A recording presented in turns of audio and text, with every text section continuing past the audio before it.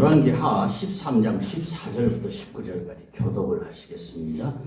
열왕기하 13장 14절부터 19절까지입니다. 엘리사가 죽을 병이 들매 이스라엘의 왕 요아스가 그에게로 내려와 자기 얼굴에 눈물을 흘리며 이르되 내 아버지여 이스라엘의 병거와 마병이여 하매 엘리사가 그에게 이르되 활과 화살들을 가져오소서 하느니라. 활과 화살들을 그에게 가져오니 또 이스라엘 왕이 이르되 왕의 손으로 활을 잡으소서 하매 그가 손으로 잡으니 엘리사가 자기 손을 왕의 손 위에 얹고 그 넓은 엘리사가 쏘소서 하느니라. 고숨에 엘리사가 이 여호와를 구원하사 곧 아람에 대한 머리가 사사니 왕이 아람 사람을 멸절하도록 아벨에서 치리이다 하느니라. 또 이르되 화살들을 집으소서 곧 집으면 엘리사가 또 이스라엘 왕이 이르되 땅을 치소서 하는지라 이에 세 번 치고 그친지라. 하나님의 사람을 도하여 이르되 왕이 되어서 싶으시니라. 그리하였다면 왕이 아람을 진멸하기까지 쳤으리라. 그런즉 이제는 왕이 아람을 세 번만 치리라. 아멘.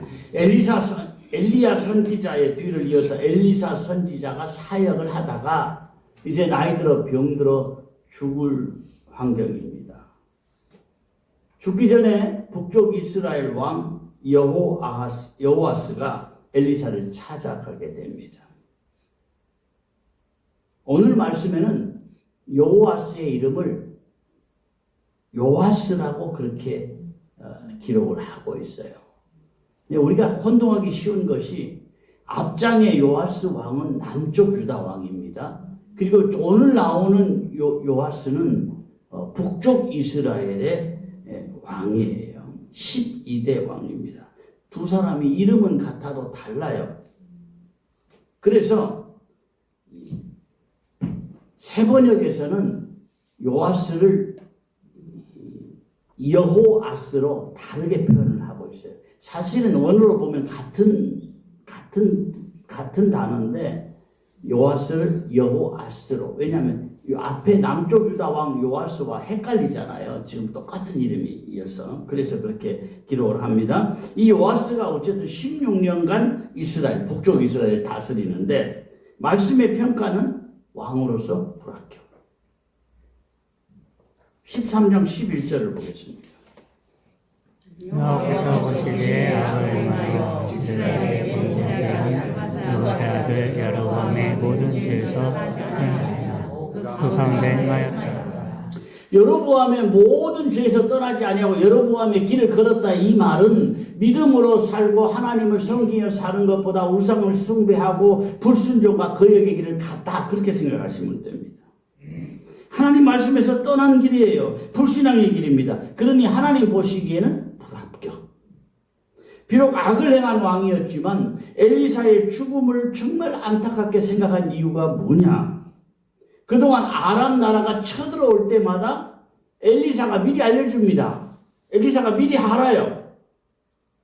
영적으로 아람 나라가 어디로 쳐들어올 거예요. 미리 알려줍니다. 그러니까 이스라엘이 나가서 방어하고 얼마든지 당할 수 있는데 안 당한 거예요. 미리 아니까. 그 사람들의 계획을 미리 알고 그 사람들의 쳐들어오는 길을 미리 아니까 엘리사를 통해서. 그동안 악한 왕이었지만 엘리사를 통해서 그렇게 도움을 받았던 거예요. 그야말로 엘리사의 예언이 이스라엘의 병거와 마병이었던 거예요. 더구나 요아스가 왕이 되었을 때 이스라엘 국력이 제일 약할 때입니다. 7절에 보면은 이렇게 기록을 하고 있어요. 아람이 여호와스의 역사를 멸절하여 타작마당에 깃불같이 대비하고 마병 50명과 병거 10대와 보병만이 여호와스에게 대적하지 않냐. 여호아스는 요아스 왕의 아버지입니다. 그때 얼마나 군대가 약하냐. 마병 50명. 이거는 말도 안 되는 이야기입니다. 병거 10대. 정말 이거는 초라한 군대입니다. 보병이 10,000명 정도 있었지만 병거 10대 마병 50명이라는 것은 너무너무 초라한 한 나라의 군대라고 볼 수도 없는 그 정도로 국력이 약해 있었다는 거예요. 그나마 아람이 유일하게 두려워하는 존재가 엘리사였어요. 왜냐하면 엘리사는 이 신하가 그렇게 이야기를 해요. 누가 간첩이 있는 거 알아보라 그러니까 간첩이 있는 게 아니고요. 엘리사 선지자가 왕의 침실에서 계획한 것까지 다 합니다. 그러니까 엘리사가 그나마도 유일하게 두려워하는 존재가 된 거예요. 아람 나라가. 그런데 이스라엘 왕이 그렇게 의지했던 그렇게 방패가 되어 주었던 엘리사가 이제 죽을 지경이 되니까 나는 어쩌란 말이냐. 그 심정으로 눈물을 흘리면서 슬퍼했던 거예요. 그러면서 눈물을 흘리면서 이렇게 고백을 합니다. 14절에 보면은 엘리사가 저것 때문에 들매 이스라엘의 왕 요아스가 그에게로 데려와 자기 얼굴에 눈물을 흘리며 이르되 내 아버지여 내 아버지여 이스라엘의 병거와 마병이여 내 아버지여 이스라엘의 병거와 마병이여. 어디서 들은 말 아닌가요? 혹시 기억 안 나세요? 어디서 들은 것 같죠? 같다 그래요. 그런 건 알아야 돼요. 이 말을요, 열왕기하 2장에 보면 이렇게 말씀을 해요. 엘리사가 또 소리를 내 아버지여 내 아버지여 이스라엘의 병거와 그 마병이 하니 다시 보이지 아니하니라. 엘리사가 자기 옷을 잡아 돌로 찢고 이 말이 엘리사가 누구를 보고 한 말이에요? 엘리야를 보고 한 말이에요. 자기 정말 존경하던 스승인 엘리야를 보고 아버지여 이스라엘의 병거와 그 마병이여. 그 정도로 엘리야가 이스라엘의 든든한 이 버팀목이 돼 주었다는 거죠. 이스라엘의 병거와 마병과 같은 존재였다. 그런데 그 고백을 지금 요아스를 통해서 엘리사가 듣고 있는 거예요. 정말 존경하던 자기 스승에게 자기가 고백했던 내용을 요아스 왕을 통해서 자기가 직접 듣고 있는 거예요. 그 고백을 들으면서 내가 죽기 전에 이스라엘을 위한 하나님의 도우심을 받을 수 있는 기회를 주어야 되겠다. 그렇게 생각을 하고 이스라엘 왕에게 활과 화살을 가져오세요. 그렇게 해요. 16절 보겠습니다. 또 이스라엘 왕에게 왕의 손으로 활을 잡아서 그가 손으로 잡으니 엘리사가 이스라엘 왕의 손에 왕으로 활과 화살을 잡게 해요. 그리고는 엘리사가 자기의 손을 왕의 손에 얹습니다. 엘리사는 요아스의 그 악한 마음, 불순종한 거역한 마음, 우상숭배 다 알고 있었어요. 여로보암의 길을 간 걸 몰라서가 아니에요. 다 알면서도 끝까지 요아스를 돕기 원했던 이유가 뭐냐?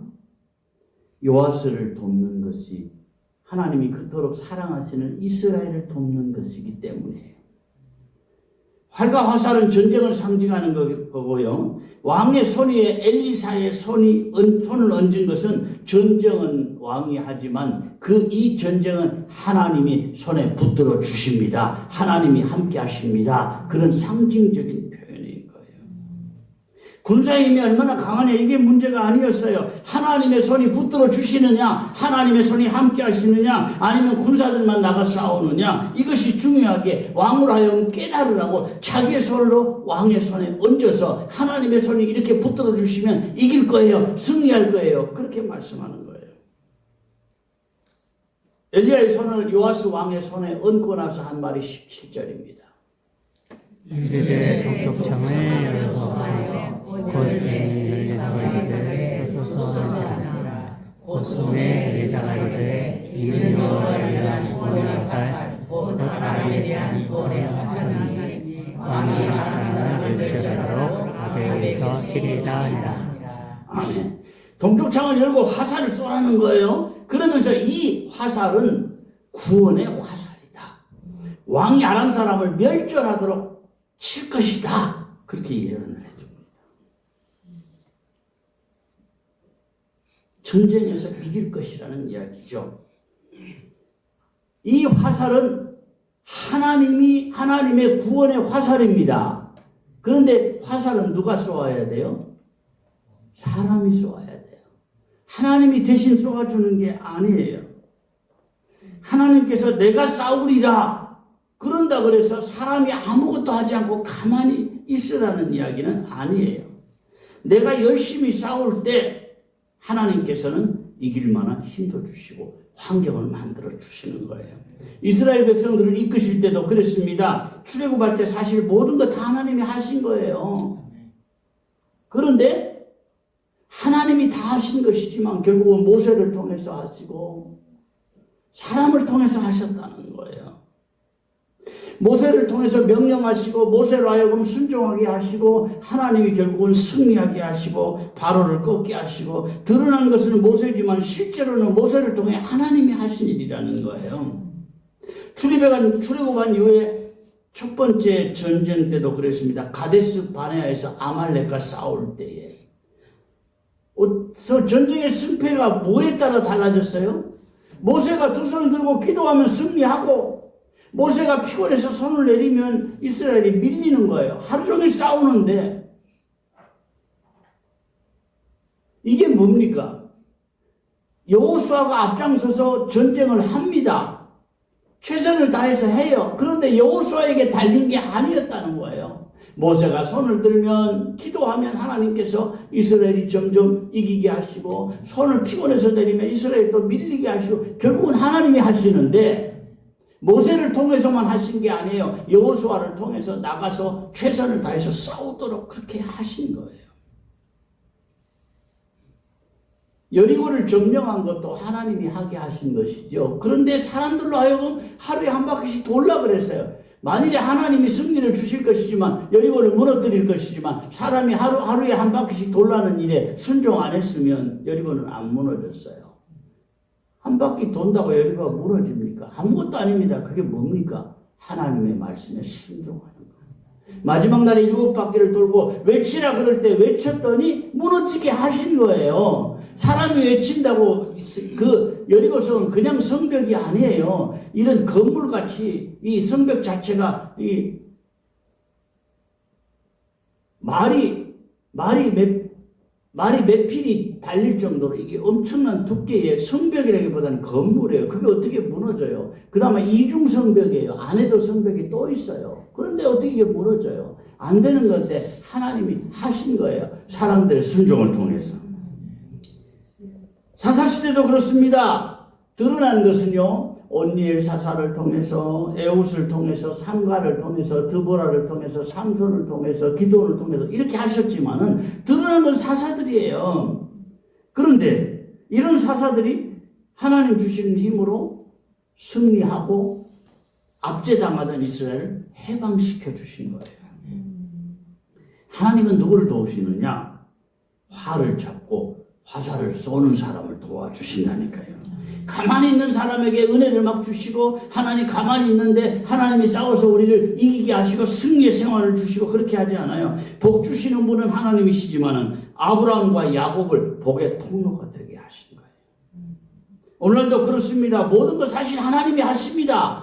우리가 몰라서 그렇지 깊이 들여다보면 모든 거 하나님의 손이 하십니다.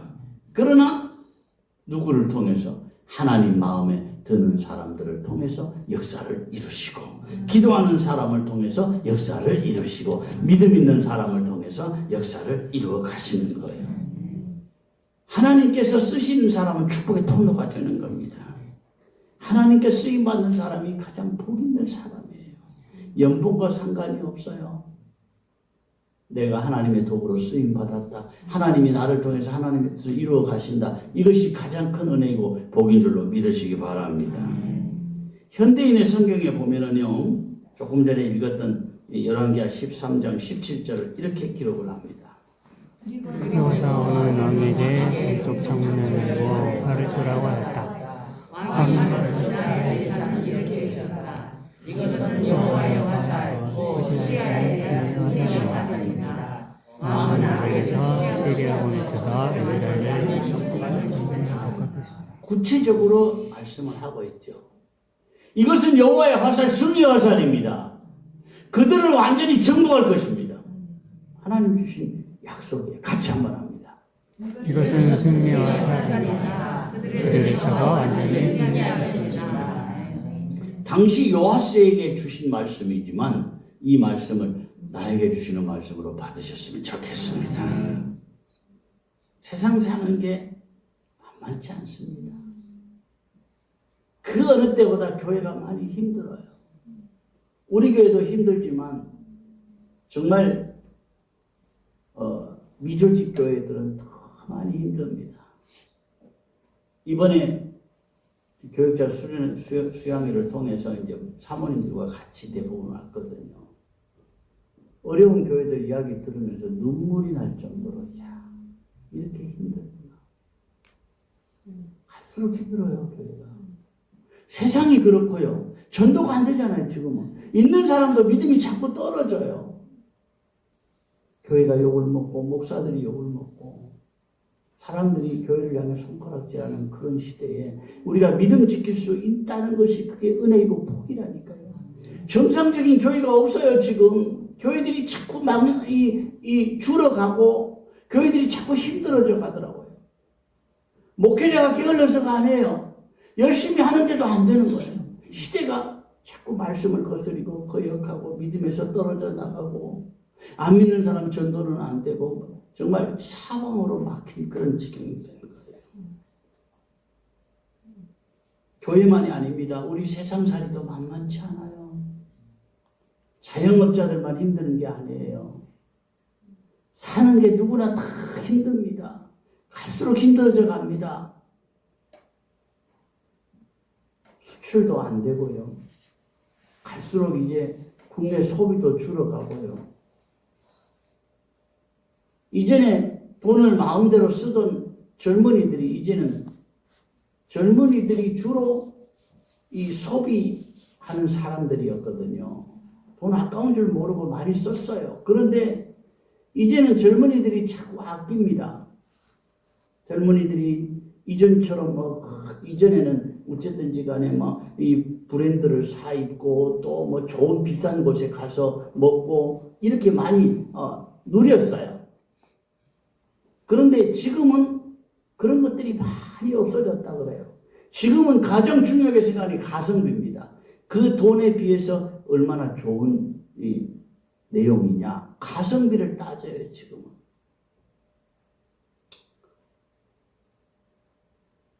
그전에는요, 제주도 숙박비가 되게 많이 비쌌습니다.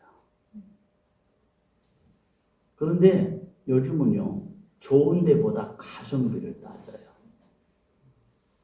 요번에 우리 교육자들이 머문 숙소가 호텔입니다.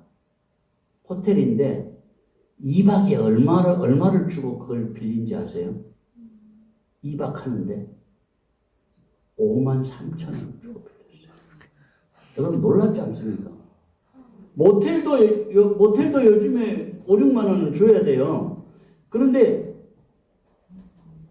이틀 밤을 자는데 53,000원에 빌릴 정도면 그 내용은 알아볼만 하죠. 어지간한 사람은 속 터져서 못 잘 것 같아요. 아무것도 없어요. 그냥 들어가서 이 조그마한 그 공간에 딱 싱글 침대 2개만 있어요. 그리고는 어디 이렇게 꼼짝할 공간이 없어요. 딱 침대 2개만 해놨어요. 그리고 이제 세면대, 화장실, 세면장, 그래도 샤워시설이 있어 다행이더라고요. 그 좁은 데다가 어떻게 오밀조밀하게 넣어놨어요. 어떻게 그렇게 만들었는지 모르겠어요. 그런데 그 호텔에 사람들이 많이 와요.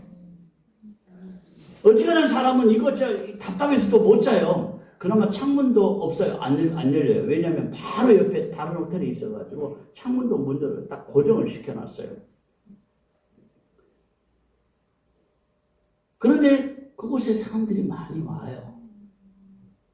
왜냐하면 여러분 2박에 53,000원이면 얼마나 쌉니까? 거저죠, 거저. 그나마 호텔 조식도 없어요. 그러니까 한 20분 차를 타고 나가서 콩나물국밥을 먹으러 가고. 그런데 의외로 콩나물국밥이 6,900원밖에 안 해요. 6,900원밖에 안 하는데 전주보다 더 맛있어요. 사람들 막 다 맛있다 그래요. 야, 여기 맛있다고. 뭐 하나 가져야 돼. 6,900원인데. 참 불쌍하게 살다 왔어요. 돈이 없다 보니까 이제 이 가성비를 따져서 그렇게 하는데 그게 우리만이 아니라 단체로 온 사람들이 대부분이 그런 숙소를 이용을 하더라고요. 그 중에서 참 싼 거예요. 5만 3천. 정말 이틀에 5만 3천 원이면 정말 싼 거예요. 근데 호텔이라니까요. 이름도 호텔이고.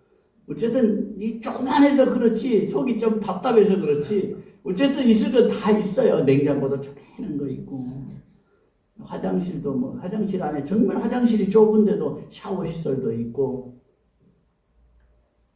요즘에 참 그렇구나. 많은 사람들이 과거에 막 누리자 그랬는데 이제는 가성비로 많이 따지는 시대예요. 왜 그럴까요? 없으니까. 그만큼 풍족하지 못하니까. 우리 생활도 그렇습니다. 거기에서 5만 3천 원을 받고도 뭔가 자기들 유지가 되니까 또 그렇게 하지 않겠어요. 아니면은 유지가 잘 안 돼도 뭐 있는 건물 어쨌든지 한 사람이라도 더 이게 활용하면 좋으니까 적자가 나면서도 그렇게 하는지 그건 모르겠어요. 그런데 어쨌든지 간에 이 수건 뭐 이런 거 매일 갈아주고 이렇게 하면서 5만 3천 원을 받는다는 게 참, 야, 그만큼 어려운 시대구나. 그런 것들을 실감을 했어요. 여러분, 우리 생활도 만만치 않습니다. 옛날처럼 외식 마음대로 못 하잖아요, 이제. 옛날처럼 내가 쓰고 싶은 것에 팍팍 못 쓰잖아요. 그만큼 힘든 시대입니다. 앞으로 우리 경제가 더 좋아질 것이다. 그렇게 장담 못 합니다.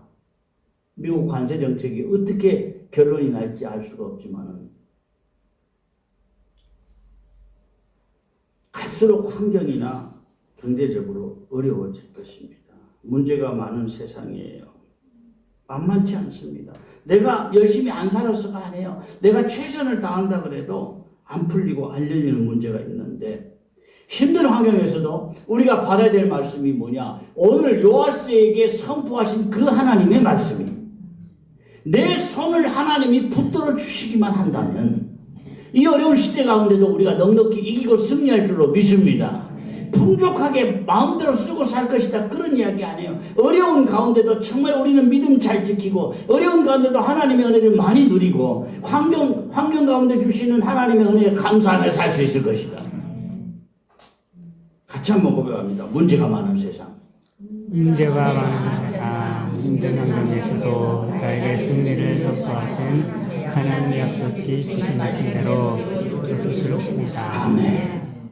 힘든 환경에서도 나에게 하나님 승리의 약속을 주셨어요. 선포하셨어요. 그 선포대로 이루어질 줄로 믿으시기 바랍니다. 18절 보겠습니다. 또 이르되 자기를 주소서 곧 지금에 엘리사가 또 이스라엘 왕에게 이르되 땅을 치소서 하는지라 이에 쇠고 치고 끝입니다. 나무 나사를 잡아서 땅을 치라 그래요. 엘리사가. 그런데 요아스 왕이 땅을 치는데 화살로 3번을 쳐요. 그러니까 엘리사가 화를 불같이 내면서 요아스를 책망해요. 야, 3번만 치면 어떻게 하냐? 6번 쳐야지. 이게 뭘 상징하느냐면요. 아람을 완전히 진멸하도록 6번은 쳐야 될 거 아니냐? 그렇게 책망을 하고 엘리사가 숨을 거둡니다. 19절 보겠습니다. 하나님의 사람을 도하여 이르되 왕이 되어서 번을 칠 것입니다. 그리할 때는 왕이 아람을 치는 까지 그런즉 이제는 왕이 아람을 3번만 치리라. 인생이 항상 잘 될 수는 없어요.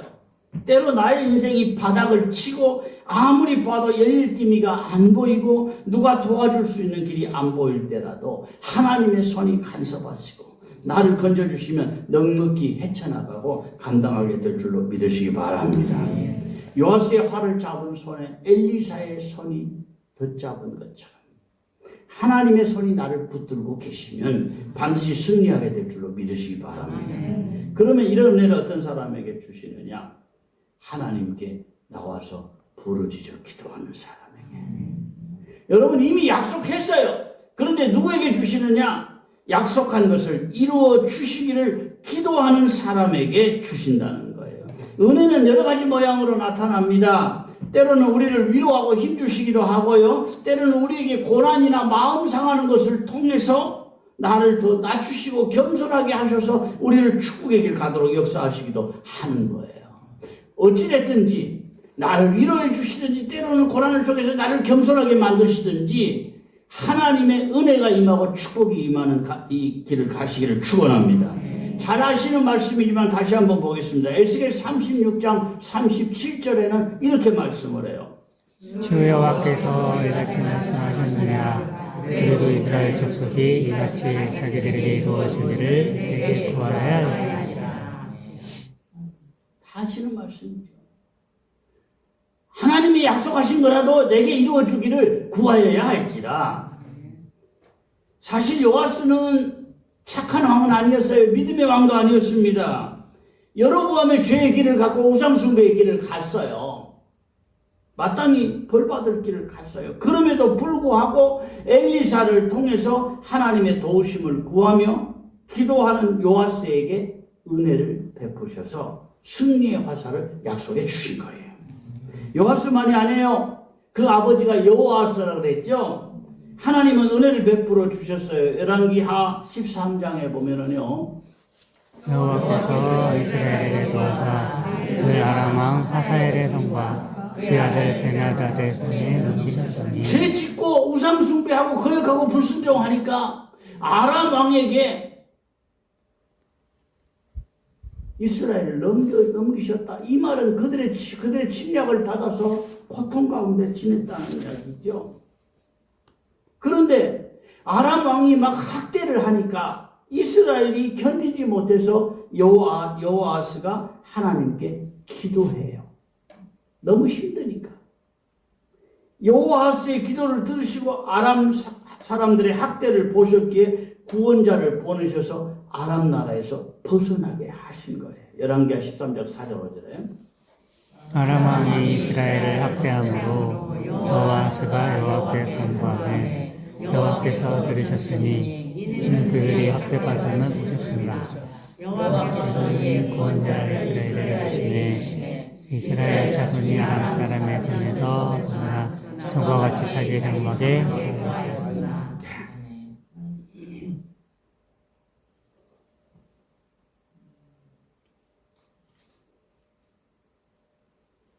사람의 마음은요, 들어갈 때나 나올 때가 좀 다르잖아요. 당장 아람 사람들의 학대가 견디기 힘드니까 하나님께 기도해서 아람 사람들로부터 구원해 주시니까 다시 하나님 섬기는 대신 우상을 섬기고 아세라를 섬기며 살더라는 거예요. 하나님이 이런 것들을 모르셔서 구원해 주면 이것들 또 나를 배반하고 우상을 섬길 거야. 이걸 모르셔서 은혜 베푸신 게 아니에요. 사람의 그 간사함을 다 아시면서도 하나님 의지하는 마음과 기도하는 그 마음이 기특해서 은혜 베풀어 주신다니까요. 열왕기하 13장에 보면은 이렇게 말씀합니다. 그들이 이스라엘에게 범죄하게 한 여로보암의 집에 죄에서 떠나지 않냐고 그 안에서 따라 행하며 또 사마리아에서 사람 우상을 그냥 부르짖어서 기껏 구원해 주었더니 아람에서 해방시켜 주었더니 여로보암의 길을 떠나지 않았다고 그랬어요. 아세라 묵상을 그대로 두고 그냥 섬겼다는 거예요. 우리도 그럴 때가 있잖아요. 어려울 때 하나님이 이 문제만 해결해 주시면 다 믿음으로 살게요. 내가 충성할게요. 약속해놓고 지나고 나면 믿음이 약해져서 지나다 약속했던 거 다 잊어버리고 살 때가 많잖아요. 우리 연약해서 마음에 결심하고 약속한 대로 다 지키지 못하고 살 때가 많습니다. 그러나 연약해서 부족하고 내가 때로 불순종한 것은 괜찮아요. 연약한 것은 하나님께서 강하게 만들어 쓰실 것이고 부족한 것은 채워서 쓰실 것이기 때문에 한 가지 조심할 게 뭐냐? 우리는 변질되지 말아야 된다. 마음이 변질되지 말아야 하고 믿음이 변질되지 말아야 돼요. 사울처럼 변질되면 더 이상 나를 안 쓰신다니까요. 나를 붙들어 주시지 않아요. 내가 연약해서 넘어지고 부족해서 때로는 하나님 앞에 잘못해도 그때마다 주님 앞에 돌아오면 됩니다. 은혜 품으로 돌아오면 돼요. 하나님 의지하는 믿음으로 기도하면 들어주실 줄로 믿습니다. 혹 환경이나 형편 때문에 내가 기도 생활을 멈추었다면 다시 기도의 자리로 돌아와야 하고요. 내가 기도 생활이 좀 부족했다 싶으면 기도 생활에 더 힘쓰시기를 바랍니다. 주님 기뻐하시는 믿음 회복하시기를 축원합니다. 이스라엘 왕이 엘리사에게 가져온 활과 화살이 특별해서가 아니에요. 그냥 흔하게 쓰는 활과 화살이에요. 엘리사의 손이 왕의 손 위에 얹어지자 그 화살이 구원의 화살, 승리의 화살, 평범하게 쓰는 활과 화살인데 엘리사의 손이 얹어지자 구원의 화살, 승리의 화살이 된 것입니다. 특별한 거 아니라도 괜찮습니다. 모세가 마라에서 쓴 물을 단물로 바꿀 때 뭘 썼어요? 나뭇가지를 쓴 물에 던지니까 단물이 됐잖아요. 먹을 수 있는 물이. 써서 먹을 수 없는 물이 먹을 수 있는 물이 된 거예요. 특별한 나뭇가지가 아니에요. 그 근방에 흔한 나뭇가지를 꺾어서 던지라고 할 때 그래 순종하니까 된 거예요. 물론 나뭇가지는 이 십자가를 이 구속사적으로 보면 십자가를 상징하는 것이지만 다윗이 골리앗을 쓰러뜨릴 때 던진 돌도 특별한 돌이 아니에요. 그냥 그 지역에서 쓰는 물맷돌, 흔한 물맷돌입니다. 엘리사가 길갈에서 선지자의 그 생도들이 이 들에서 뭐 호박 비슷한 걸 따다가 죽을 끓였는데 그게 독이 들어있어 먹을 수 없는, 먹으면 죽는 그런 이 죽이었잖아요. 그런데 거기에 뭘 넣었어요? 다 가물가물하신 것 같네요. 다 했던 건데 거기에 밀가루를 넣었어요. 여러분, 밀가루가 해독작용이 있습니까? 아닙니다. 평범한 밀가루입니다. 밀가루 넣는다고 독이 든 게 해독이 되는 건 아니에요. 그런데 그때 또 평범한 밀가루가 독을 해독시켜서 다 먹고 괜찮은 음식으로 만들어 주었던 거예요. 나만 장군의 나병을 낫게 한 요단강도 그냥 평범한 강이었어요. 요단강이 뭐 맑고 깨끗한 그런 건 아닙니다. 물이 적을 때는 또랑같이 흙탕물입니다. 컬문산에 이 눈이 녹아서 내릴 때는 요단강 물이 확 많아져요. 키가 넘을 정도로. 그렇지만 평소에는 또랑 같은 요단강이에요. 이 헐몬산에 눈이 녹아서 내려오는 시기가 아닐 때는, 그때는 성경은 몸에 거두는 시기라 그랬는데, 그때가 바로 헐몬산에 만년설이라 그러니까 그런 것들이 녹아서 이제 확 내려오는 그 시기에는 이렇게 높아지지만, 요단강도 나아만 장군이 살던 나라의 강보다 훨씬 못한 강이었어요. 그러니까 처음에는 야야 이게 뭐냐 그랬잖아요, 나아만 장군이. 그런데 평범한 강을 통해서 하나님께서 순종하니까 딱 해주셨잖아요. 문제는 하나님의 손에 함께 하시는 것이고 하나님이 붙들어주는 거예요. 선지자 중에 선지자인 엘리야도요, 특별한 사람이 아니었어요. 우리는 불의 선지자, 능력의 선지자 막 그렇게 하지만은 사실은 엘리야도 우리와 성정이 똑같은 사람이라 그랬어요. 야고보서 5장에 보면 그렇게 말씀합니다. 엘리야는 우리와 성정이 같은 사람이로되 그가 비가 오지 않기를 간절히 기도한 적 3년 6개월 동안 땅에 비가 오지 아니하고 다시 기도하니 하늘에 비를 주고 땅이 열매를 맺는. 엘리야는 대단한 사람이에요. 하늘문을 닫고 여는 사람이에요. 그런데 그 엘리야도 우리와 성정이 똑같은 사람이다. 특별한 사람 아니다. 그 사람도 안 먹으면 배고프고 잠 안 자면 졸리고 우리와 똑같은 이 성품을 다 가진 연약한 인간이다. 그런데 하나님이 함께 하시니까 하늘문을 열고 닫는 그런 능력의 사람이 되었다. 그런 설명이에요. 하나님의 손이 나의 손 위에 얹어질 때 특별해지는 겁니다. 승리의 화살이 되는 거예요. 나의 생활에서 변화 역사가 일어나고 하나님의 간섭하심과 인도하심이 더 확실해지고 나에게도 체험을 주시고 주변 사람들에게 간증할 만한 간증거리를 주실 줄로 믿습니다. 부족한 것 같아도요, 나의 재능이나 나의 가진 것이 주님의 손 위에 얹어지기만 하면 요긴하게 쓰임받을 것이고 주님의 뜻을 이루는 도구가 될 줄로 믿습니다. 주님의 명령이 있을 때 순종하는 사람에게 이런 은혜를 주시는 거예요. 엘리사가 화살을 들고 땅을 치라는 명령을 하자 요아스가 땅을 치기는 쳤어요. 그런데 내 마음대로가 아닌 하나님 원하시는 대로 했어야 됐어요. 이것이 믿음입니다. 뭘 하든지 내가 주인 되면 넘어질 일이 생기고 후회할 일이 생겨요. 말씀에 길들여지는 내가 돼야 한다니까요. 말씀이 하라는 대로. 우리가 흔히 말씀이 서라면 서고 말씀이 가라면 가겠습니다. 그런 기도를 많이 하지만 이게 말처럼 쉬운 게 아니에요. 내 계산이 있고 내 경험이 있고 내 노하우가 있는데 말씀이 하라는 대로 그렇게 하는 것이 어려운 이야기예요. 그러나 그렇게만 되면 후회하지 않는 인생 되고요. 정말 주님을 기쁘시게 하는 인생 될 줄로 믿습니다. 요아스가 땅을 몇 번 쳤다 그랬어요? 3번 쳤다 그랬어요. 엘리사가 불같이 화를 냈다 그랬죠. 이제 곧 죽을 사람이 화를 내면서 왜 3번만 치냐? 5번 쳐야지. 그렇게 하고는 죽었어요. 이게 뭐냐면 화살로 땅을 치는 것이 아람 나라를 쳐서 이길 것에 대한 상징적인 행위였습니다. 오랜 세월 동안 아람 나라 때문에 괴롭힘을 많이 당했어요. 침략당하고 괴롭힘 당하고 압제당하고 식민지가 되어 살고 그렇게 힘들다가 이스라엘이 이제 승리할 것이다. 이 구원의 화살, 이 승리의 화살에 약속을 주시고 선포를 하셔서 그렇게 하라고 했는데 요아스가 3번만 치니까 엘리사가 화가 나는 거예요. 땅을 치기는 쳤어요. 엘리사의 말을 듣고. 그런데 순종하기는 했지만 요아스의 마음에 3번 정도 치면 되겠지. 그런 자기의 계산이 있었던 거예요. 온전한 순종을 못했던 거예요. 그냥 상식으로 순종을 한 거예요. 엘리사가 야 5번은 쳐야지 그렇게 책망을 할 정도로. 왜 5번이냐? 아람 나라를 최소한 5번 공격을 해서 완전히 진멸시켜버리고 아람이 다시는 이스라엘 넘보지 못할 만큼 아람 나라를 이 멸절시키기 위해서 5번을 쳤어야 되는데 그렇게 말씀한 거예요. 그렇게 애언을 하면서 이렇게 말합니다. 아람 나라를 완전히 진멸은 못할 것이다. 네가 3번 상징적으로 쳤으니 아람 나라를 3번은 이기고 물리칠 것인데 완전히 진멸은 못할 것이다. 그걸 아쉬워하는 거예요. 여러분 믿음 생활하면서요 우리가 가장 넘어지기 쉬울 때가 언제냐?